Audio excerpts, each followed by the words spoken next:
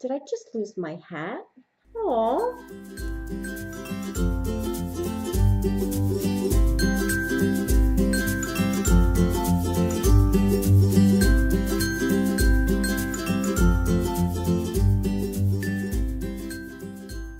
Hi everyone, happy Halloween. I'm in my little wizard costume. My hat might fall off. I was recording before and the hat kept falling off. And so I tried to fix it, but whatever. If it falls off this time, forget it. I'm done. I'm leaving it off. So I just wanted to do a quick video about crystals and Halloween, crystals that you can use on Halloween. Before we get into that, let's just briefly, very briefly, talk about the origins of Halloween. So in my research, I kind of found two varying viewpoints on what the origin or the history of Halloween is. One viewpoint is that Halloween is actually a pagan holiday, has pagan and Celtic origin, and it goes back to the festivals of Samhain. And this is a time of celebrating the harvest season, the end of the harvest season, preparing for the dark days ahead. They say that this is a time when the veil is the thinnest and that spirits are more easily seen and more active during this time. The whole, all about life cycles, basically. Death and birth and beginnings and endings and that sort of thing. And then you have the Christian holiday perspective, saying that it's actually of Christian origin and having nothing to do with those festivals, that it has to do with the Christian holy days, the All Hallows Day, known as All Saints Day, which is actually on November 1st, and then you have on November 2nd is All Souls Day, and so that it's actually of a Christian origin, a 3-day event. And Halloween comes from the name comes from Halloween, of All Hallows Eve, that kind of thing. All right, so in that sense, from the Christian perspective, it's a time to honor and pray to the saints and departed souls. So those are different, totally two different perspectives, and whichever one, whatever floats your boat. I was just kind of sharing what I found in my research. And I do recommend doing more research because it's really interesting to find out what certain things, where they originated from, how it started. Like I never knew what trick or treat really meant. I mean, of course, I always knew about the treat, trick. I was like, I don't know, I don't do tricks.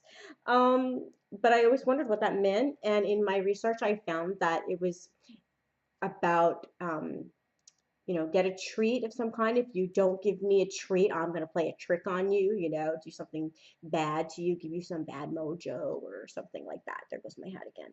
Stay on. So look that up, do some more research. It's actually really interesting to find out what some of these things, mean, where they came from. Very cool stuff. All right, so over time, Halloween evolved and it became to what we're familiar with, especially in the United States, going door to door, begging for candy kind of thing, It's a fun time if you have kids, or even if you don't have kids. Some people still like to really get into it, and they decorate their homes and things like that. So it can be a very fun time. It could also be kind of creepy. I mean, some people are really creeped out by Halloween. So let's talk about some of the crystals that you can use on this event or this holiday or celebration. So one that I really like to use, and I like to use both of these actually, is citrine. Well, citrine helps to transmute the negative energies and keep your spirit high, keep you in a good vibration, good mood, good vibration kind of thing, and also helps give you some energy. And then carnelian also helps give you energy, especially if you're out walking about trick-or-treating with little kids or something like that. It helps give you that little boost, that energy boost. And citrine and carnelian together can really be like the Energizer Bunny kind of thing. And carnelian also helps to keep you grounded. Another one to help to transmute those negative energies, because there might be a whole lot of weird mojo out there on Halloween. You do feel that. Some of you who are sensitive might feel that. is black tourmaline, and I talk about black tourmaline all the time. Obviously, it's a good one for transmuting negative energies. Also good to help keep you grounded and protected. So good stuff. So in terms of like protection or any kind of protection stones you like to use, black obsidian is a great one too. Helps reflect, send back any kind of bad mojo that you don't want coming at you. All right, and labradorite also very similar in the sense that it does, reflect back negative stuff or reflects back anything you don't want it coming at you.